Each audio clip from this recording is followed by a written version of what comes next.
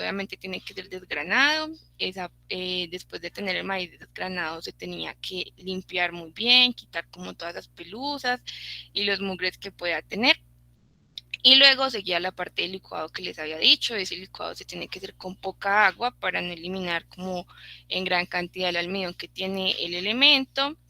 Y se hace 3 veces. Entonces lo que se hace es que se licúa, después de eso se tamiza, después lo que queda dentro del tamiz se vuelve a licuar y así 3 veces. Entonces ya como que al final lo que tenemos es como tal la fibra o el desecho de la materia que tenemos.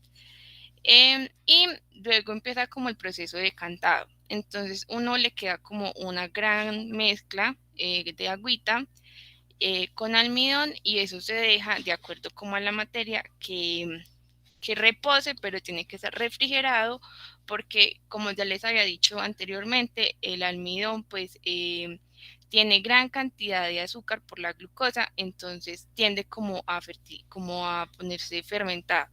Entonces se hace en proceso de refrigeración y tiene que estar en constante lavado, como ya les había contado. Después ya de eso se centrifuga para quitar el exceso de agua que tiene y las impurezas que a veces quedan, que pasan por el tamiz, que es grasa o unos afrechitos. Y luego pasa el proceso de secado, después se tamiza y finalmente pues antes pues para tamizarlo hay que macerarlo y pues ya finalmente nos queda el almidón. Ahora, pues el proceso para hacer las películas también depende de la materia con la cual se vaya a hacer la película. Entonces, en este caso, que de las películas del almidón de maíz, se mezclan 90.5 mililitros de agua destilada con 4.5 gramos de almidón y 5 gramos de glicerol. Eh, Esta partecita, pues uno antes de mezclarlo todo como tal, tiene que como que disolver el almidón en un poquito de agua y ya luego agregarlo a la mezcla. Después de esto se somete a agitación eh, a 150, a 500 RPM. Eso, pues uno tiene que colocarle un termómetro para que pues para que uno pueda observar a qué temperatura está la mezcla.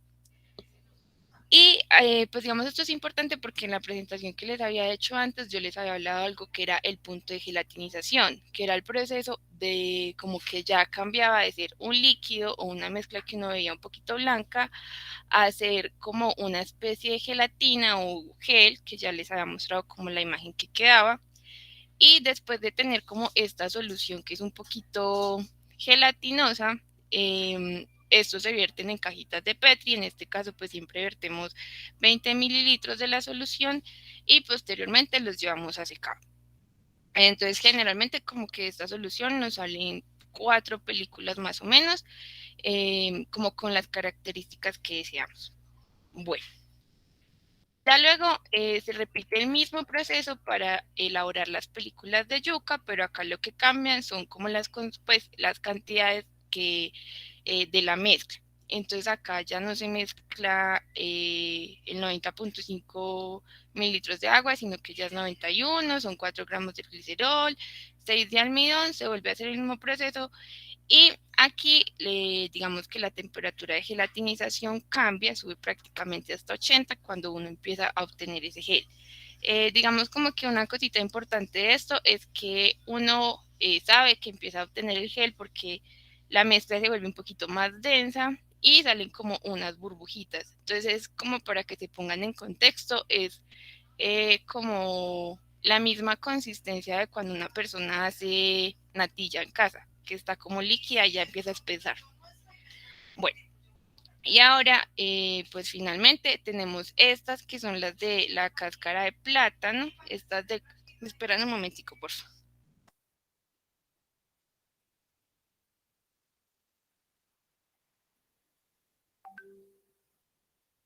Bueno, y listo, pues finalmente este es como el reto que estamos teniendo en este momento, que es con las cáscaras de plátano. Con las cáscaras de plátano, que se está haciendo diferente a los otros elementos.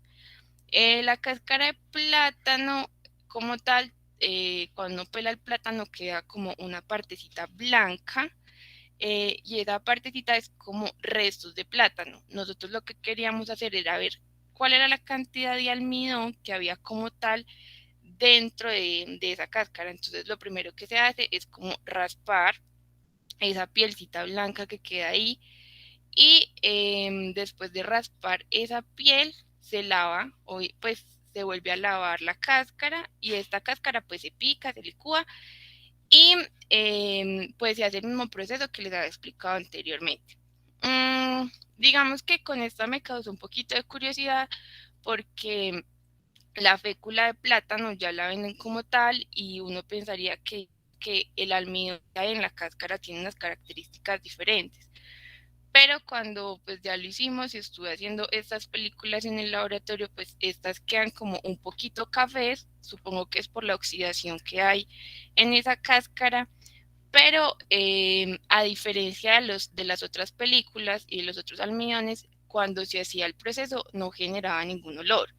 En cambio, en este proceso como tal, sí se genera un olor y es eh, a, como a esa colada que le venden a uno de plátano. Entonces, como que cuando vi eso, noté que de pronto sí nos había quedado bien. Bueno, entonces ya como que les expliqué el proceso, ahora pues les voy a mostrar como un poquito el proceso. Acá ya es cuando se pica el plátano, la selección de todas las cositas. Obviamente esto tiene que estar como picadito bien chiquitico para no dañar tanto la licuadora. Y este es el de plátano que les decía.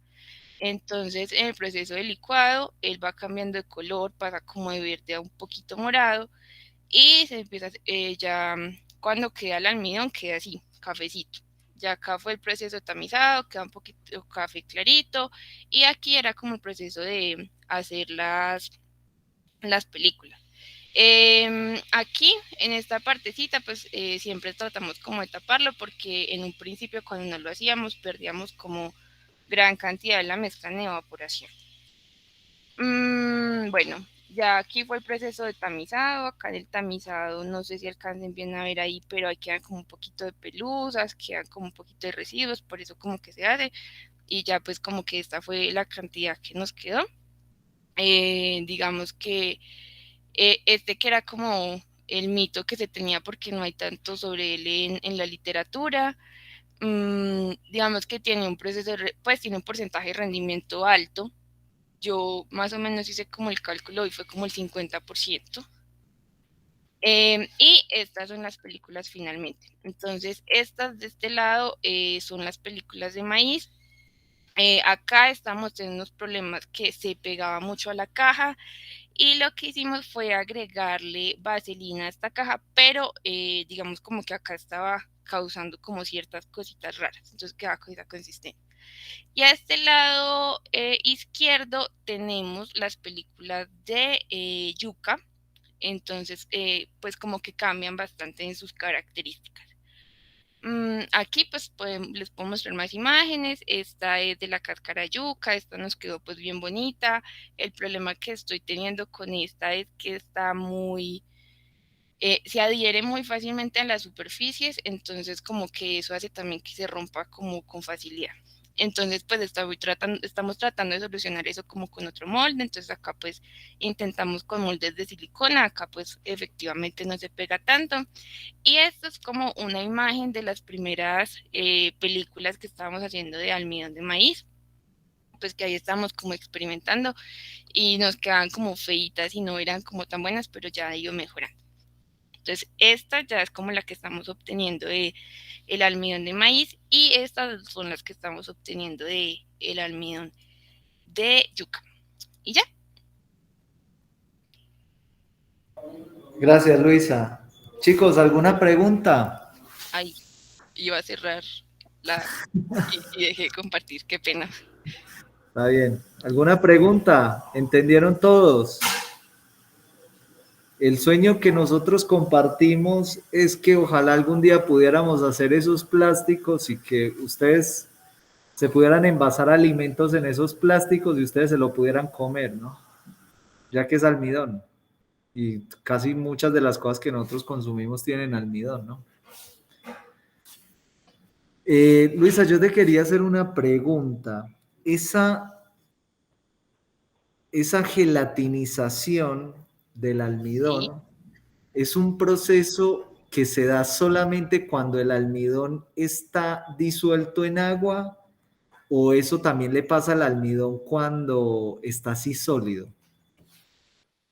Como que sólido, o sea, así. Si yo agarro el polvo del almidón y lo pongo a 65 grados, gelatiniza también.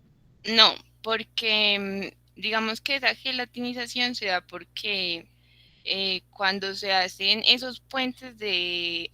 em, ay, se me olvidó. Puentes de hidrógeno, ¿será No, no, no? no, no, no.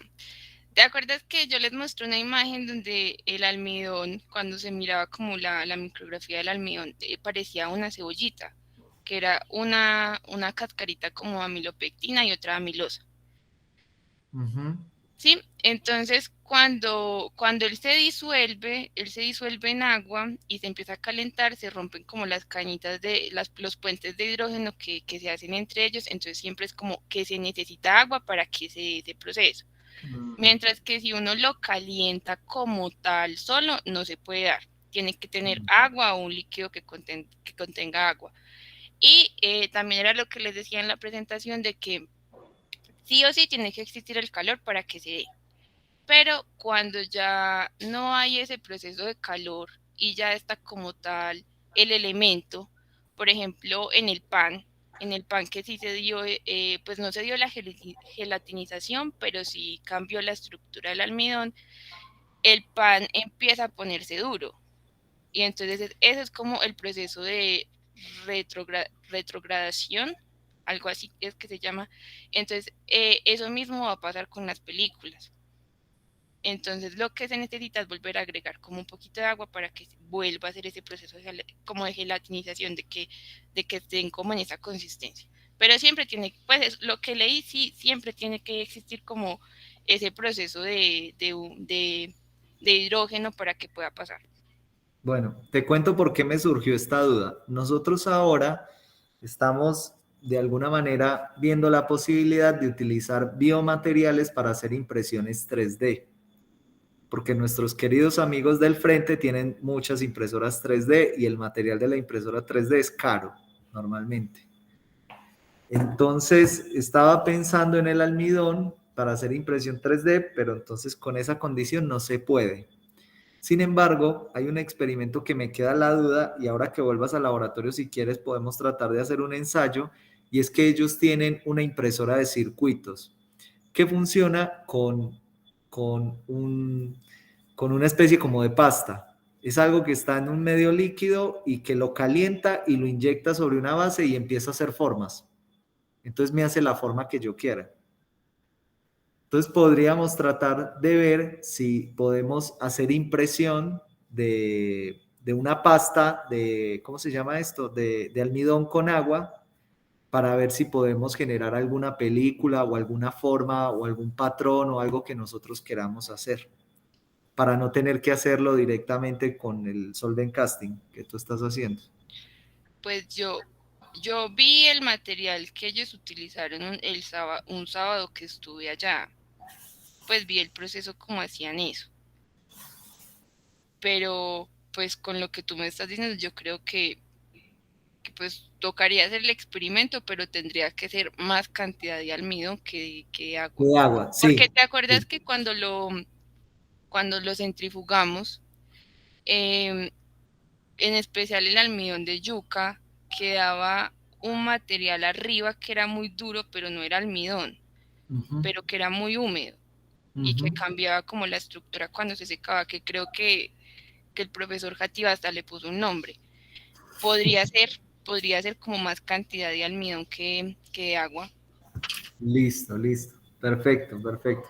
Bueno, Luisa, muchas gracias.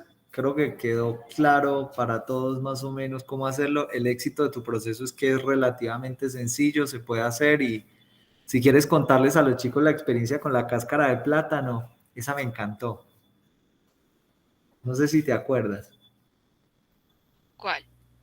Cuando fuiste a pedir cáscara de plátano a... Ah, sí, pues resulta que obviamente pues necesitaba la cáscara de plátano y como no había leído digamos, tanto, pues, o sea, no había encontrado tanto como que viese en la literatura que hacía un almidón de esa cáscara, pues yo me imaginaba que iba a tener muy poca cantidad de almidón, entonces pues yo fui a diferentes, pues en la casa como a pedir que me guardaran esas cascaritas y entre eso pues llegó una persona que me dijo que había pues alguien con una fábrica de estas papitas y platanitos que venden y yo fui pues donde esa persona a pedirle esas cáscaras. Entonces pues se ofreció a que digamos si se quieren hacer procesos con esas cáscaras y todos esos residuos que a él le quedan pues nos pueden servir acá en el caso de que alguien quiera investigar o hacer algo con ellas.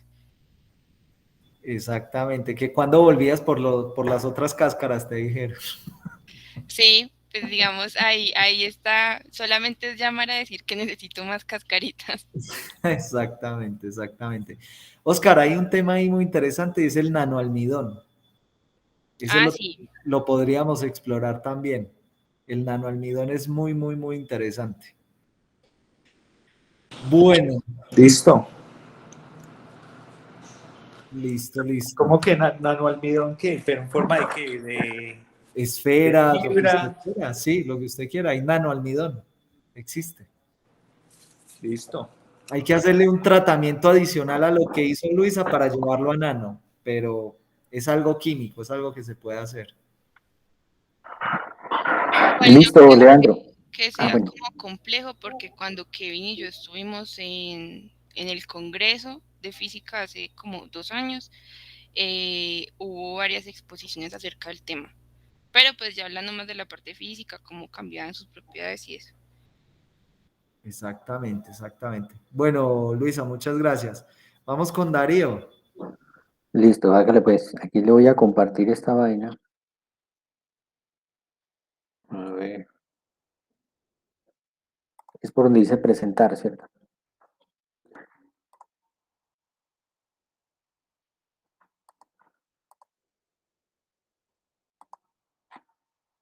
Listo, Leandro, usted me dice si están viendo ahí la pantalla.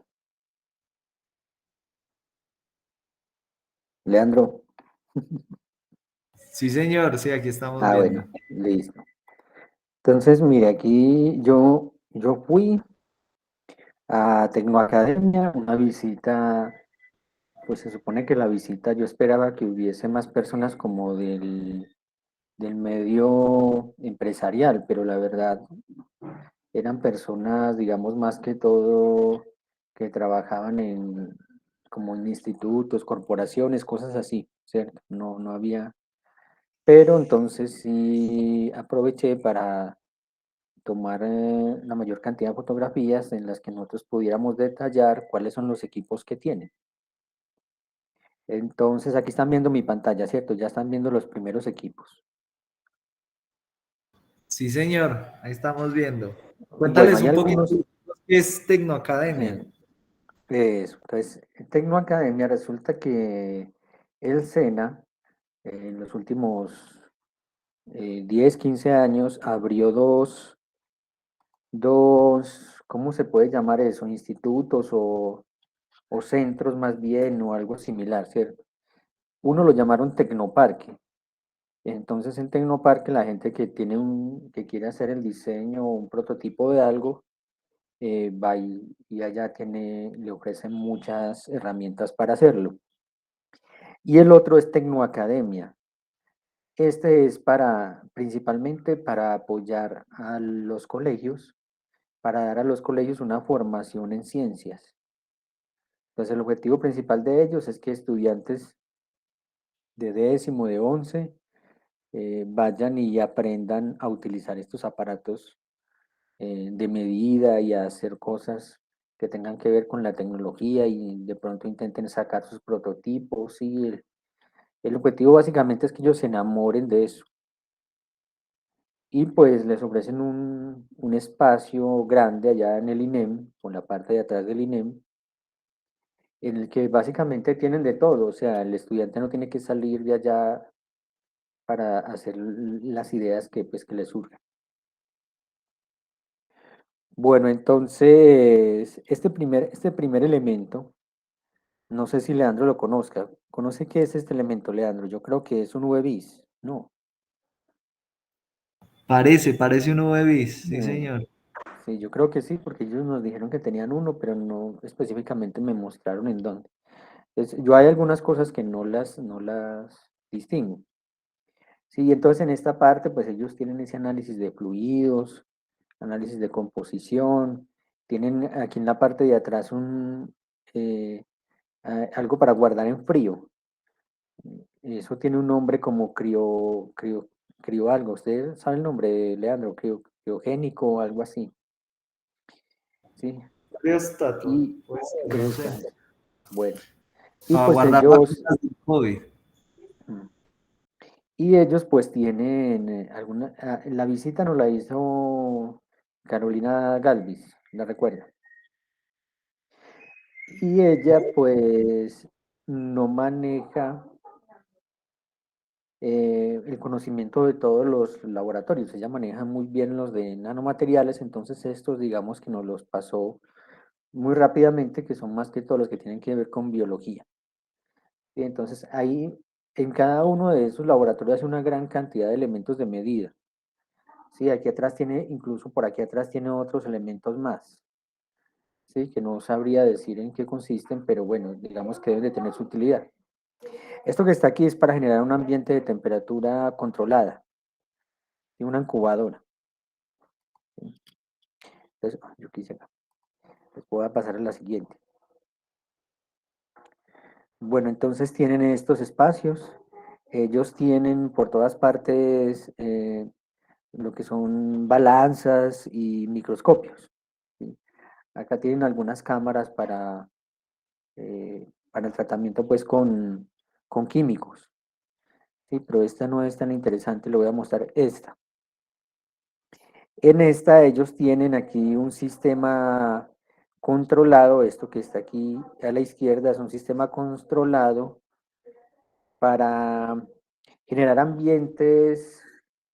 Yo no soy muy experto en eso, pero como esto es de biología, ellos necesitan generar unos ambientes para el crecimiento de las bacterias, de los microbios, entonces tienen un ambiente controlado. ¿Sí? Es este aparato que está aquí, ellos dicen que es bastante costoso y bueno, se sentían muy contentos, orgullosos de tener. Estos son más espacios que tienen.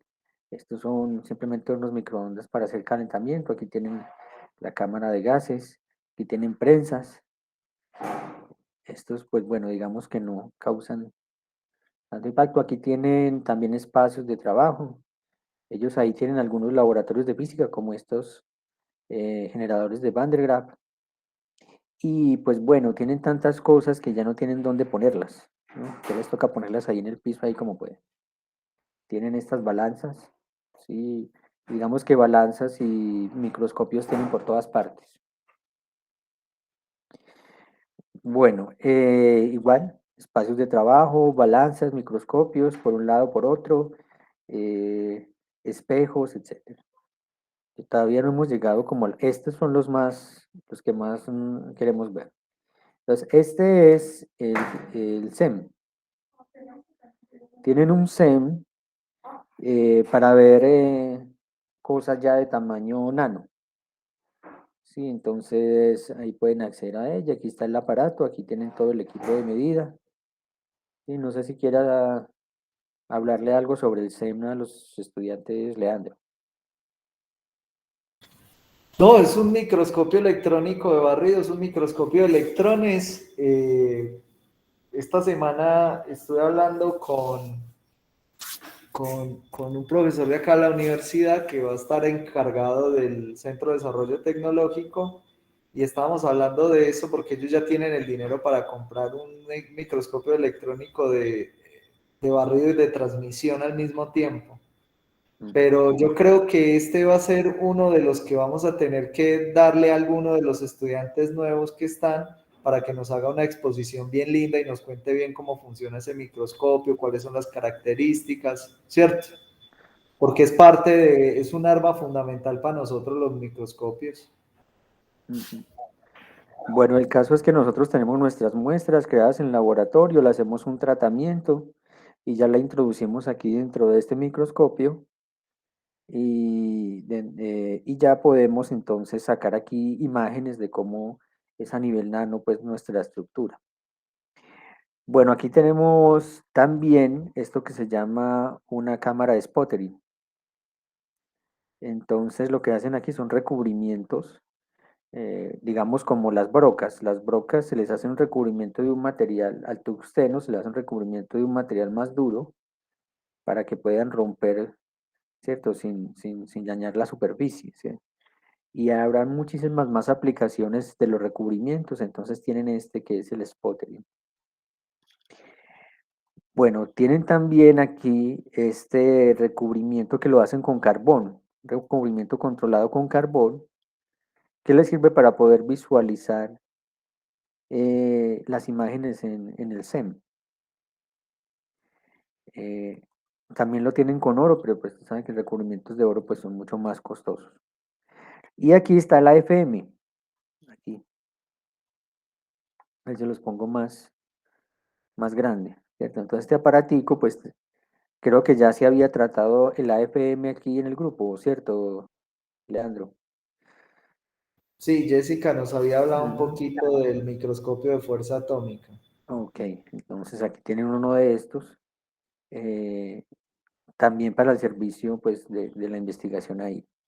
Bueno, y tienen microscopios por todas partes, tienen muchos elementos, por todas partes hay cosas, sí, todos para utilizar, son muy buenos. Digamos que nosotros ahí en el laboratorio, ahí cerca tenemos uno muy similar a este, ¿cierto? Pero bueno, la ventaja de ellos es que ellos sí tienen varios, ¿cierto? Y pueden trabajar al tiempo en diferentes cosas. Y estos son parte de los reactivos que tienen ahí en esas cajas, almacenan los que son pues como más gruesos, ¿sí? Tienen una gran cantidad y pues también tienen otros lugares de almacenamiento donde tienen otra cantidad de reactivos. Sí, básicamente ahí en ese espacio hay reactivos por todas partes. Y no sé si eso tengan algunos una fecha rápida de vencimiento, pero sí, pues digamos que da algún poco de pesar de que no los estén utilizando, pues sacándole el mayor provecho. Bueno, tienen también este medidor de fluorescencia para las cuestiones bio. Sí, poder detectar en las células algunas por fluorescencia algunas cosas, pues no soy muy experto, pero sé que es precisamente para componentes biológicos. Tienen pues la mufla, el calentador pues, tienen más reactivos por allí guardados y elementos. O sea, está muy bien de materiales y equipos. Este es este es para crear membranas, bueno, o láminas, ¿sí? Entonces por aquí encima le introducen el material con el que quieren hacer láminas, le empieza a girar y uno selecciona cualquiera que sea su espesor, puede trabajarlo incluso en micras y cuando pase al otro lado pues tendrá ya una película ya bien definida con un espesor y ya la puede cortar pues de acuerdo a la aplicación o si es para medir. Este también es un elemento que dicen que es nuevo y que es muy útil y también están muy contentos de tener. Sin más equipos, yo le tomé imagen a todos los equipos que vi, algunos no nos los describieron, pero pues también nos dicen que están ahí todos al servicio. Aquí están más equipos, por todas partes hay equipos de trabajo. Estos son los materiales del laboratorio de química. Como pueden ver, ya no se quedaron sin espacio para poner algunas cosas.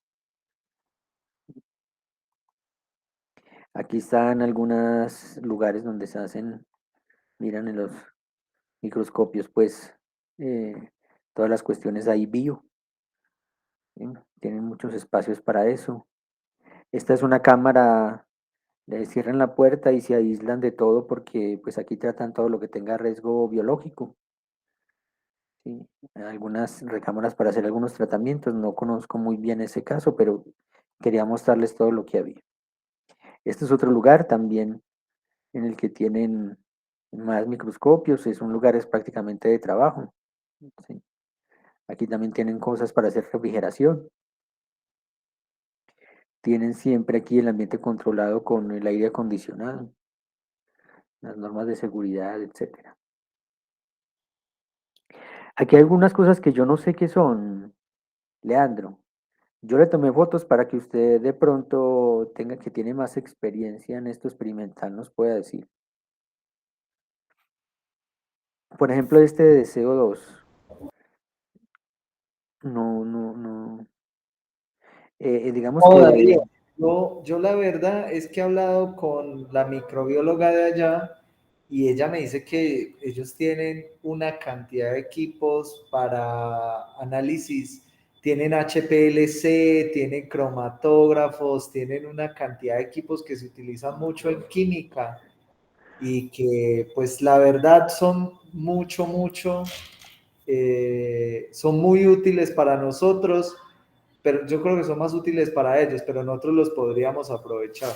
Por ahora sí, pásalos así rápido, no pasa nada. ok. Ese que dice CO2 Cell, eso es una incubadora, básicamente.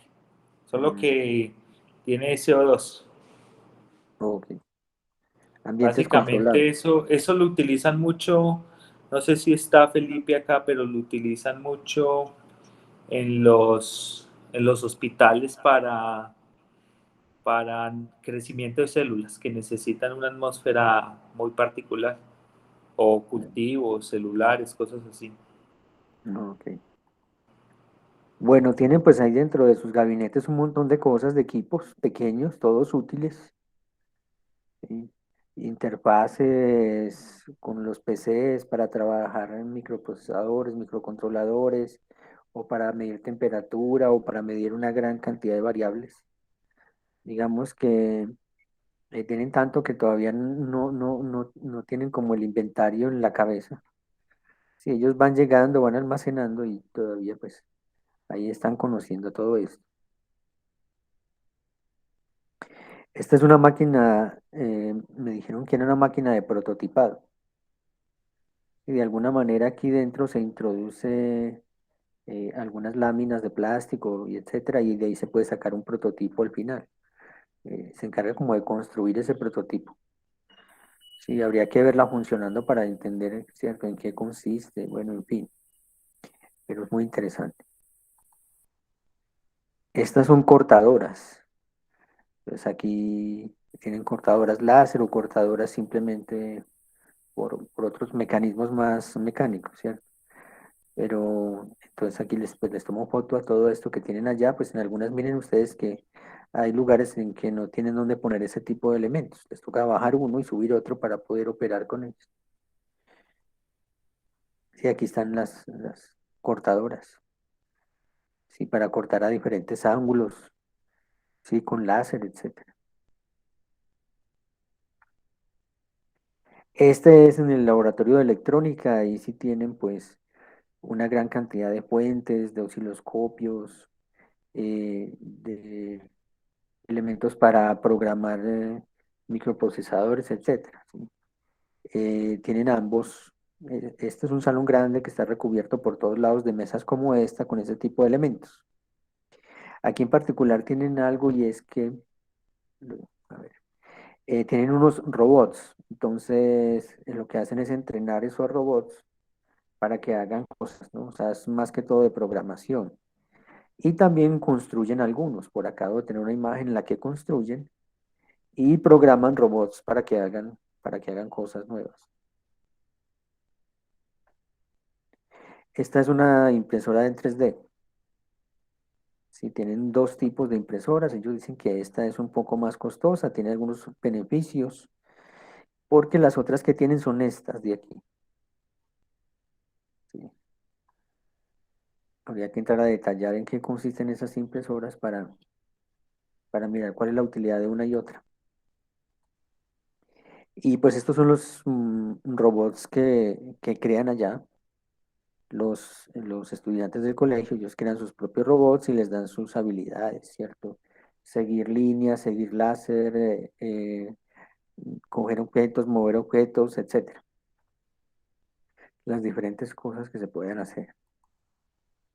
Tienen unas buenas máquinas. En estas máquinas lo que hacen es realidad virtual o simple programación pues en cuestiones de visuales. Entonces, como necesitan una buena capacidad de gráfica, pues tienen estos equipos que tienen buen poder gráfico. Y pues esta fue la última imagen que tomé. Este es un plotter en el que los estudiantes pues pueden mostrar sus diseños una vez finalizados. Y los imprimen y los llevan a los diferentes lugares como una especie de ambientación. Y entonces, lo que quería entonces mostrarles ahí es que es un lugar en el que se puede acceder porque pues, es del SENA, ¿sí? Y tienen un modelo que es un modelo de pasantía. Han ido ya diferentes personas de universidades como la de Caldas a hacer trabajo con los estudiantes pues, de colegio. La propuesta que yo les hice fue que en el programa de paz y competitividad se podría vincular en Tecnoacademia para que los estudiantes de la universidad también presten ese apoyo a los estudiantes del colegio. Ellos están pues aprendiendo y yo creo que los estudiantes de la universidad ya les llevan una ventajita en cuanto a conocimientos y les pueden apoyar. Allá hay unos, por decirlo de alguna manera, unos instructores, unos docentes, unos capacitadores, pero uno ve que, claro, cuando están en un medio como este, si tienen un buen número de estudiantes, el control sobre ellos y los equipos es difícil. Entonces yo creo que tener personas que estén involucradas con este tipo de pasantías, o en nuestro caso eh, como jóvenes, pues allá, investigadores, pues les sería muy útil. Y la propuesta es, como siempre, que si alguien va a hacer paz y competitividad y quiere hacer o pues utilizar estos servicios de Tecnoacademia, pues se puedan generar proyectos de corta duración en los que participe tanto el instructor de allá como el profesor de acá, como guías, y que tenga como ayudantes, ese es como el requisito, ¿cierto? Involucrar a los estudiantes de los colegios, que tenga como ayudantes y también como ayuda de capacitación a estos muchachos de los colegios. Y pues bueno, están abiertos a que hagamos propuestas de investigación. Yo estoy hablando allá con Ana, ¿cierto? Se llama Ana, Leandro, Sí, la que ahorita señor. está con Ana, y ella dice que sí, que son bienvenidas las propuestas y pues yo creo que hay muchas posibilidades. Es un lugar que tiene casi que de todo y se puede planear una gran cantidad de proyectos.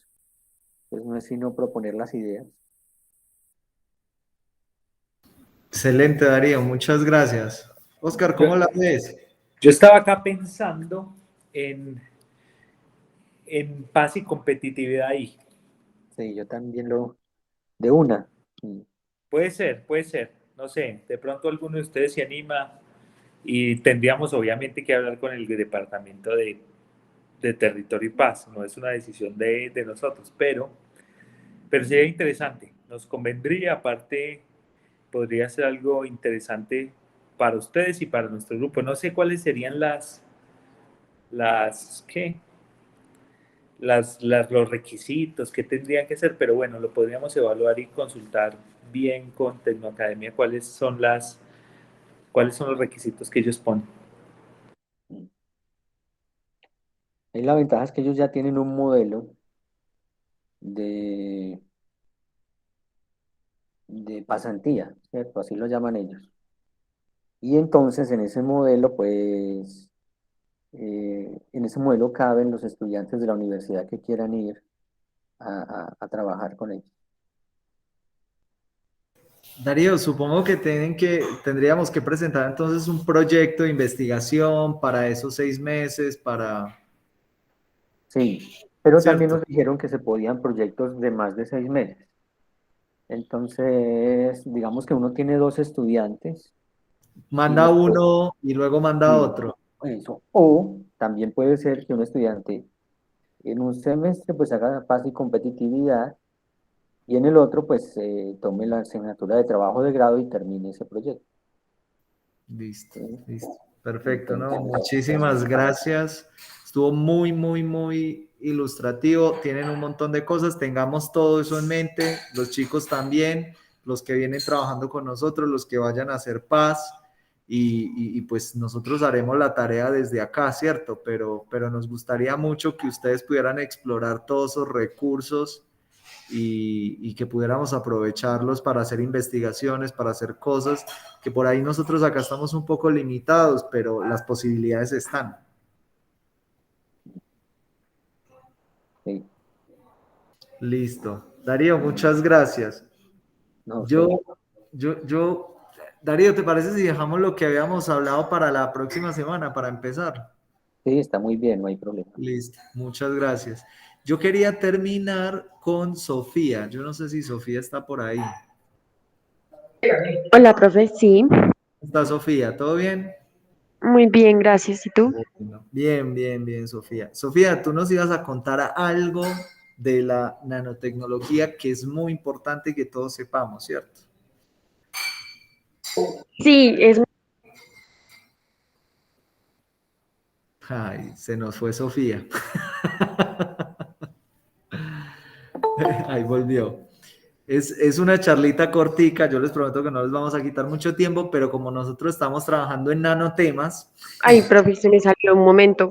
Ya. sí, Yo me tengo que ir, pero bueno, listo, Oscar. después reviso la grabación para ver lo que nos está contando Sofía. Bueno, cuídense mucho, feliz fin de semana y, y estudien mucho. Estudien. Gracias, Oscar. Bueno, nos Buen vemos. fin de Chao. semana. Chao. Chao. Bueno, Sofía, cuéntanos a ver, que es muy importante lo que Sofía nos tiene para contar hoy. Profe, la hago ya. De una vez, sí, señorita. Entonces, te vuelvo a prender el computador porque yo apagué todo. Dame 5 minutos, ya lo hago. Dale, dale, Sofía. Mientras tanto, yo aprovecho y les voy preguntando acá a Catalina y a Mario, que se me acaba de ir. Catalina, ¿cómo les fue esta semana?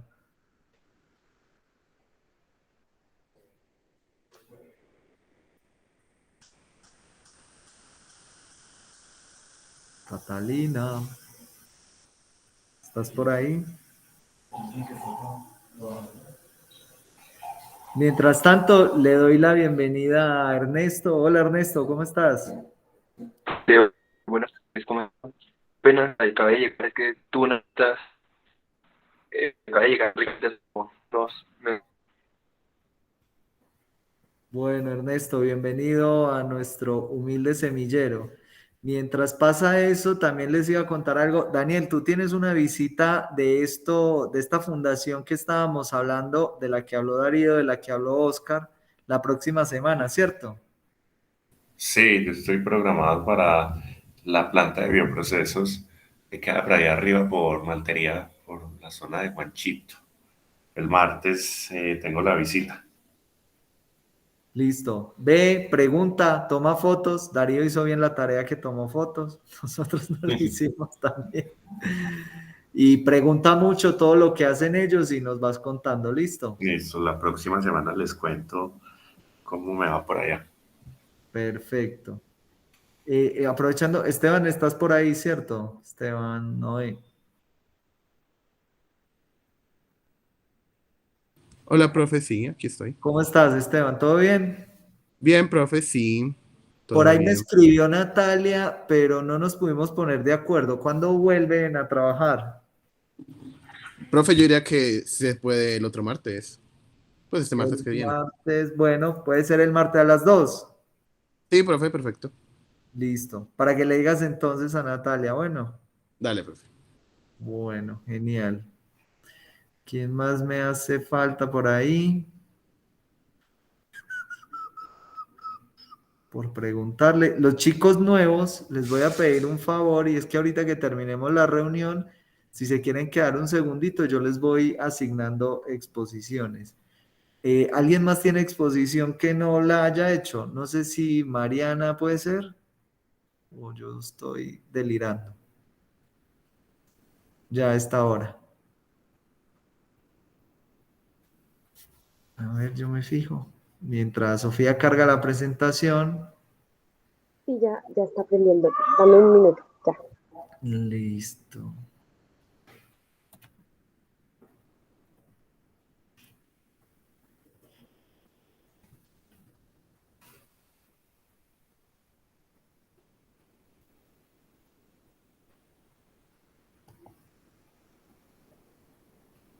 Ah, Mariana, sí, tú tienes un capítulo también, ¿no?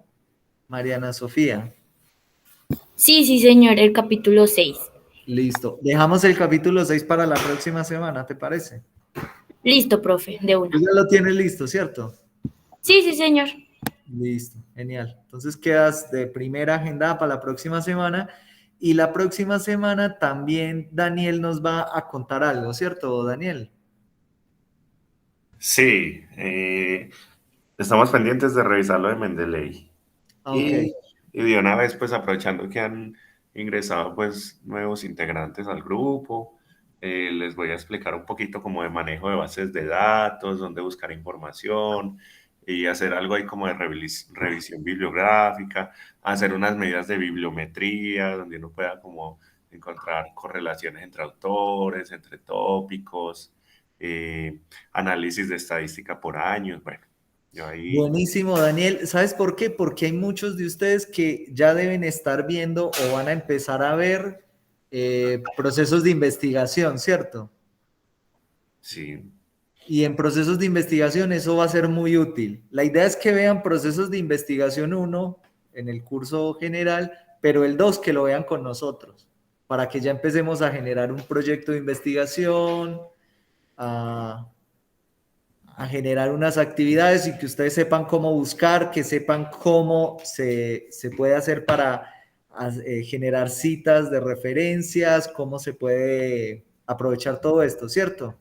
sí, algo de eso vamos a trabajar, cómo escribir las ecuaciones de búsqueda. Esto lo Es, podemos hacer, por ejemplo, ahí en la base de datos de Scopus, en PubMed, en Dimension, ahí hay diferentes bases de datos. Y como eso arroja una cantidad de información, ya después uno hace un análisis a través de mapas de vínculos entre los temas, los autores, entonces ahí uno puede ir identificando instituciones que trabajan en determinados temas, autores de tales investigaciones, como que le pueden servir a uno de base para servirse de referencia de un investigador determinado o en una universidad determinada.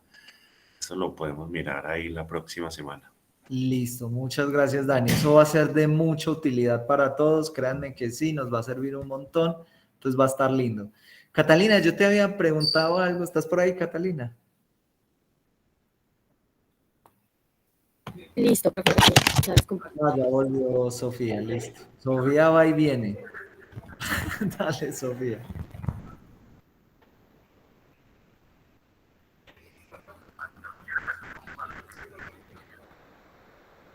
Cuando quieras compartir, Sofía.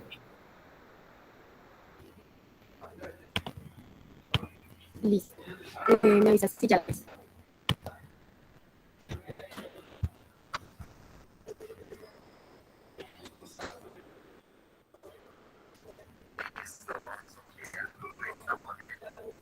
Listo. Listo, Sofía, ahí estamos viendo. Yo les voy a hablar sobre las análisis de estructuras por el método top-down. Bueno, entonces, primeramente voy a hablar como sobre la historia para contextualizar un poquito. Entonces, en 1965, perdón, Don Moore, fundador de Intel, observó que el número de transistores en circuitos integrados se duplicaba cada 18 meses. Él denominó eso como la ley de Moore, debido a que la ley de Moore expresa que aproximadamente cada 2 años se duplica el número de transistores en un microprocesador. Bueno, la nanofabricación y la fotolitografía. El método top-down significa como proceder a construir como un escultor, por ejemplo, como aplicando un bloque de mármol para producir la estatua. El enfoque clásico para el top-down es la fotolitografía de origen griego, luz, piedra y escribir.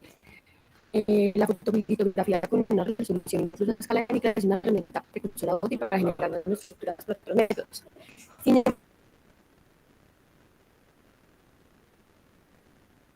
embargo, pues, esos métodos más modernos de litografía están muy fuera del alcance de las principales plantas de fabricación de semiconductores, debido a que producir una nueva estructura tan pequeña es demasiado costoso. Los métodos más adecuados es la litografía por haz de electrones. Esto expone las resistencias litográficas con los electrones muy finos, y los FIP, que son los microscopios de haz de digitalizados, hacen más o menos como una copia maestra mediante un gas electrónico.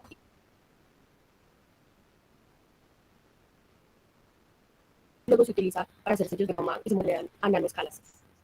Y todo esto pues, se hace para la construcción de un dispositivo real. La fotolitografía. Bueno, el patrón deseado se presenta como en regiones opacas, en una capa transparente que sería la resistencia negativa, o con patrones transparentes en una capa opaca que sería la resistencia positiva.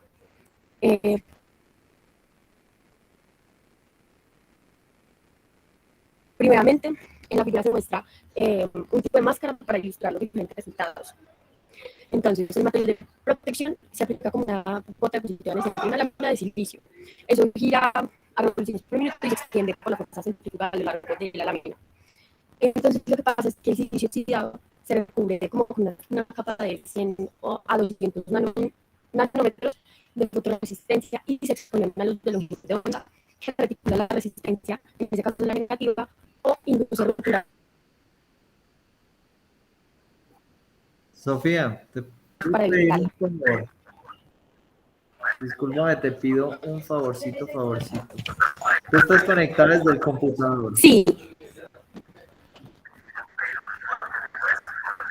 Te puedo pedir un favor, te puedes conectar desde el celular y hablar desde el celular, porque no sé, te escucho como bastante robotizada la voz.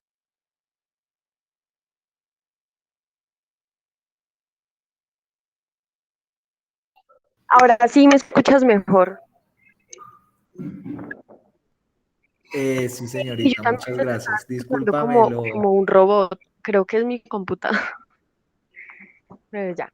Sí, por eso. Listo. Dale, muchas gracias. Si quieres, volvemos a explicar la imagencita. Listo.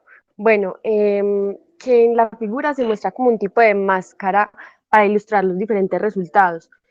Primero se pone un material de protección que es el silicio, que se pone en una lámina y se gira a pocos miles de revoluciones por minuto y se extiende por la fuerza centrífuga.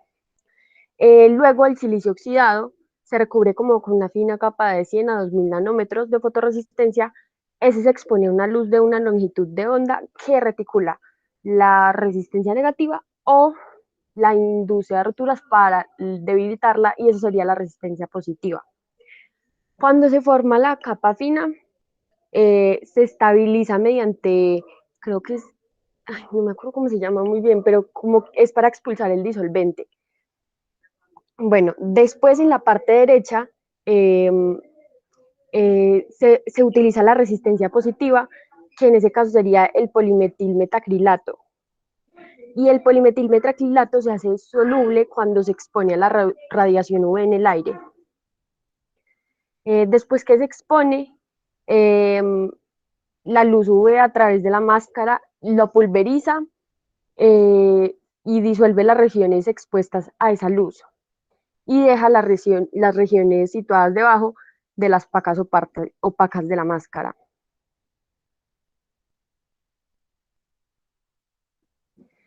Bueno, de la nanotecnología a escala milimétrica a la tecnología a escala nanométrica en computadores. Bueno, la primera figura muestra el primer transistor montado a mano en los laboratorios Bell en 1947, que era una idea de la escala de un clip utilizado para aplicar la fuerza a la unión del punto de contacto. La figura B muestra el primer circuito integrado de silicio construido en Texas Instruments, que se utilizó una única lámina de silicio para formar un transistor y las resistencias de polarización. Y la figura C muestra un procesador que fue creado por Intel Corporation, y algunos de sus procesadores tienen dimensiones críticas tan pequeñas como 65 nanómetros. Y algunos contienen hasta medio billón de 1.000 millones de transistores. Y esos funcionan a frecuencias de gigahertz. Bueno, este es un tipo, creo que del cosito para hacer litografía, un láser eximizer. Así se ve la vista esquemática cuando se da fotolitografía V por pasos. Entonces, lo que les decía ahorita, cómo se dejaba pasar la radiación UV para hacer el polimetilmetacrilato soluble.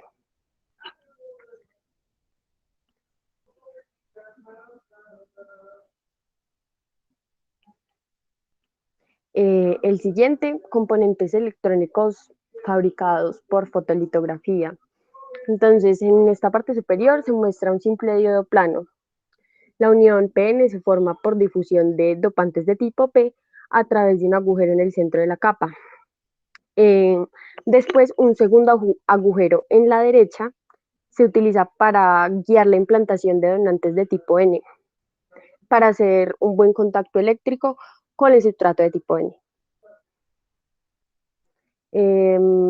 Y la estructura de abajo se realiza mediante una serie más compleja de pasos similares. Entonces, más o menos así realizan componentes electrónicos, pues han realizado demasiados, pero este es un ejemplo que nos daba el libro.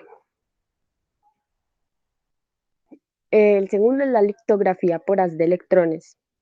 Bueno, esto es un ejemplo de un microscopio electrónico de barrido que puede formar un punto de tan solo unos pocos nanómetros de diámetro y mantener este pequeño tamaño de un punto en un campo de visión significativo. Bueno, los electrones energéticos también pueden utilizarse para llevar a cabo procesos de incisión en resistivos como el polimetilmetacrilato, por lo que la exposición a las de electrones puede utilizarse para generar características muy finas en los resistivos.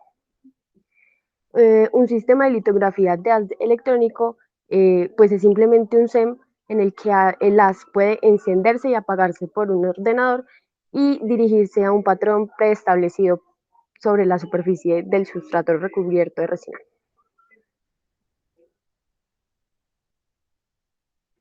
Bueno, aquí el primer paso muestra la secuencia de pasos necesarios para modelar un sustrato por despegue utilizando la exposición por haz electrónico de una resistencia, y a la derecha se muestra un ejemplo de una estructura realizada mediante litografía de haz electrónico.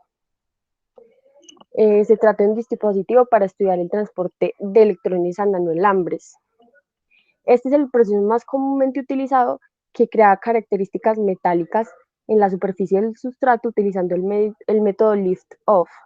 Se hace girar una capa muy fina de polimetilmetacrilato sobre una lámina que se inserta en la tapa de muestreo de un microscopio electrónico.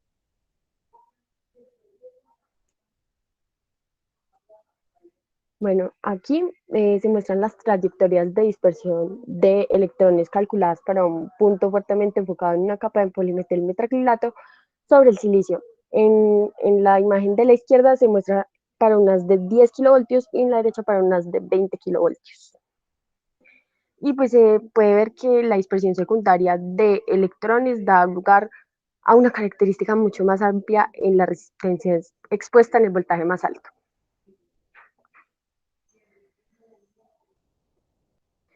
Bueno, las estructuras micromecánicas. Bueno, los diversos procesos de fabricación de dispositivos descritos anteriormente pueden utilizarse para reducir las características de la lámina, liberando así pequeñas estructuras mecánicas independientes. Esta capacidad ha dado lugar al campo de los MEMS, sistemas microelectromecánicos. Bueno, en la primera etapa consiste en fabricar un conjunto de sondas afiladas en una lámina de silicio, y para esto se elige una capa de silicio para que el grabado selectivo a lo largo de esa capa pueda eliminar el silicio debajo de la estructura deseada. La mayoría de estos pasos se llevan a cabo mediante una técnica que se llama grabado iónico reactivo. El grabado iónico reactivo utiliza un plasma de gases reactivos a baja presión en una cámara de vacío para eliminar el silicio o los otros materiales que se quieran seleccionar, dependiendo de la composición química de los gases utilizados en el plasma.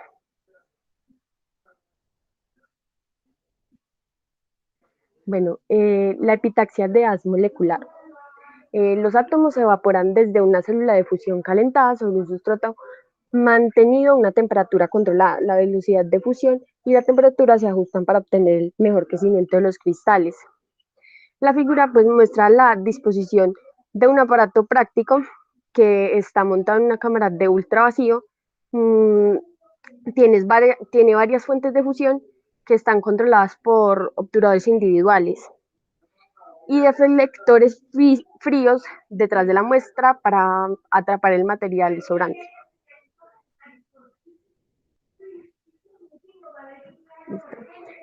Aquí se muestra el mecanismo de crecimiento del material de una constante red diferente a la del substrato adyacente. La fuerza motriz para la adhesión de la capa añadida es la disminución de la energía superficial de la superficie original. Bueno, a esto se opone una tensión que se genera en el estiramiento o a la compresión. Como se muestra ahí, la capa añadida para que se adapte al sustrato subyacente necesita de energía de formación que crece linealmente con el número de capas añadidas, mientras que la energía disminuye cuando la superficie es constante. Y eso limita el espesor de una capa tensada que puede crecer de esa manera. Y la B muestra los distintos mecanismos cinéticos que controlan la tasa de crecimiento de las capas. Bueno, las máscaras de autoensambladas. Primero se pone una fina capa de copolímero en un bloque compuesto por cadenas alternas de poliestireno y polibutadieno. Se forma espontáneamente dominios de fase separada a escala nanométrica cuando se hila como una capa fina en la superficie de la lámina de nitruro de silicio. Bueno, la fase del polibutadieno puede eliminarse con un tratamiento de ozono y el sustrato enmascarado con... Ay, el que les había dicho ahorita se me olvidó. El RIE. No me acuerdo. Bueno, es. Profe, ¿cómo se llama el que es RIE? El grabado iónico reactivo. Grabado iónico reactivo. Listo. Y se da lugar a postes bajo las regiones previamente ocupadas por el polibutadieno.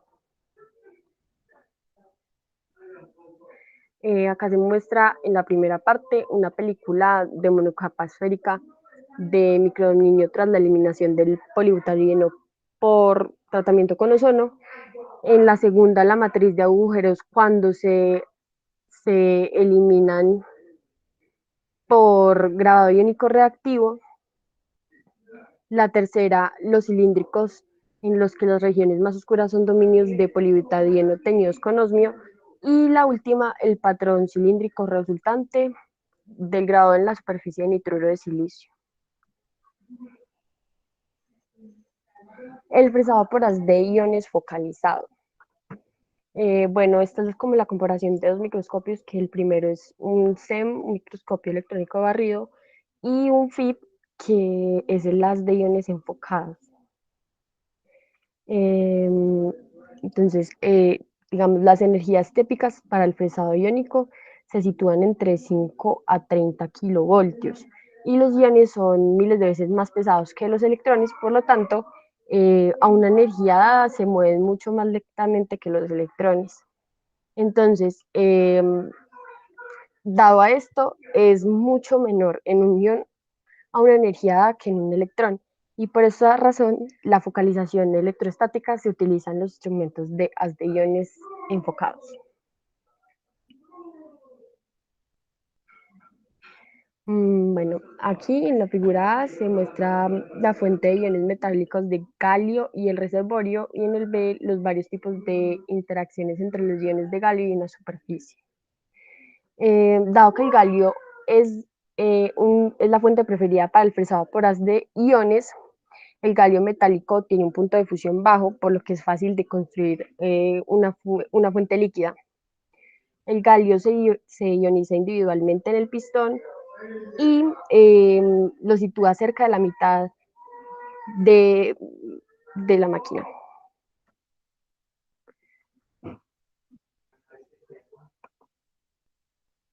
Tecnología de sellos. Bueno, las tecnologías de estampación funcionan mediante la impresión directa de rasgos a nanoescala, funcionando como un proceso de impresión litográfica, pero con una resolución mucho mayor. Se han impreso características hasta de 10 nanómetros utilizando un sello de polimetilxosano como una prensa de impresión. En la figura se muestra la ilustración de los tres enfoques de la litografía de nanoimpresión. En la A se muestra la litografía de huella blanda, que utiliza un sello de polimetilxosano.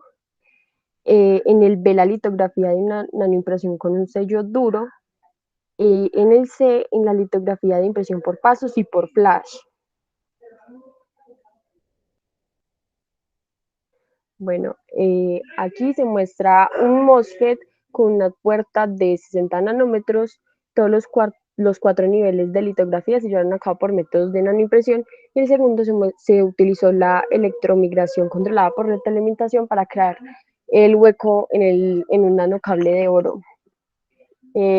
Esta misma tecnología se ha utilizado para fabricar dispositivos fluídicos con canales de líquido de dimensiones nanométricas.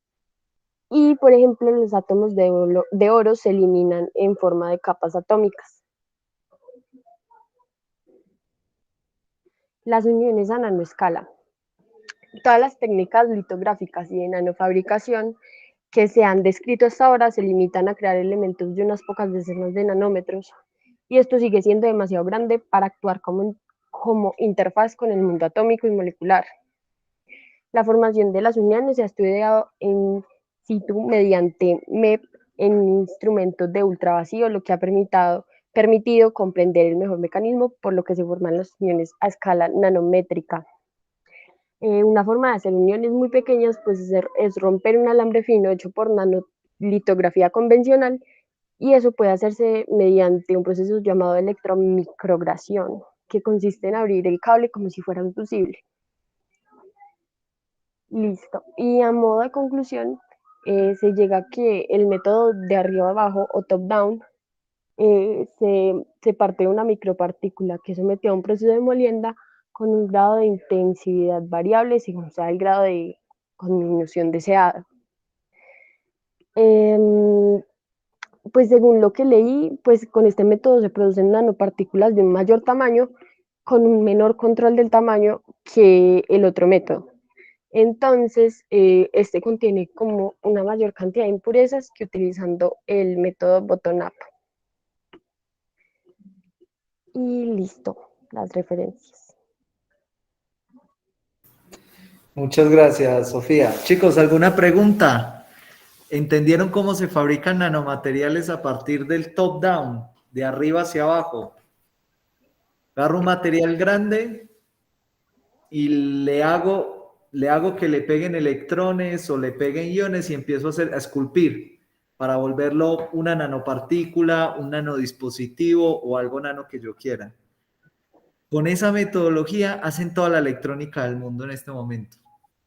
Con ese top-down, con litografía. Hay litografía de luz. En la litografía de luz, hagan de cuenta que yo hago incidir luz y pongo una máscara acá. Y acá tengo el material. Entonces, por donde hayan espacios, va a pasar la luz y el material que yo tengo acá tiene una capa fotosensible. Entonces, donde llegue la luz va a cambiar la estructura química y luego le pongo un ácido y se me va a disolver la parte donde pegó la luz.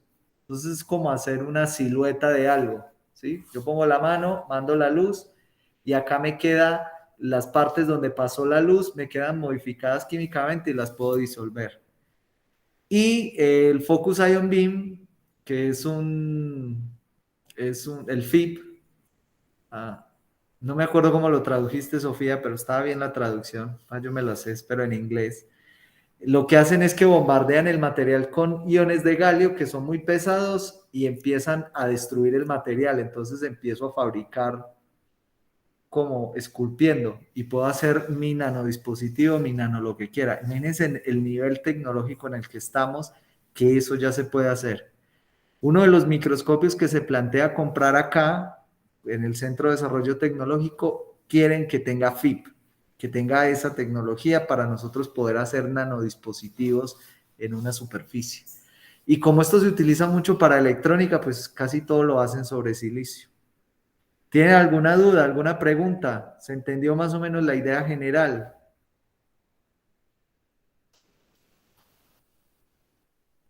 ¿Sigue alguien ahí? Todo Aquí claro, Leandro. estamos. Listo, listo.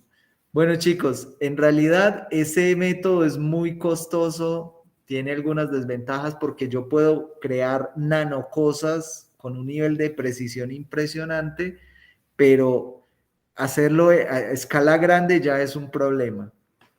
Y para resolver ese problema viene el método bottom-up, que es de abajo hacia arriba, que es el que nos va a explicar Mariana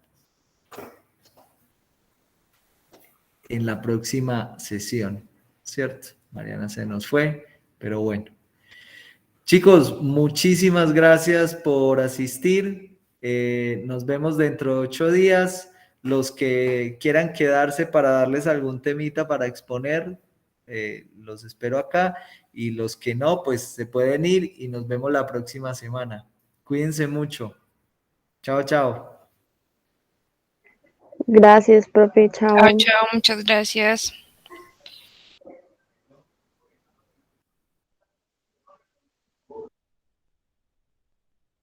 Hasta luego.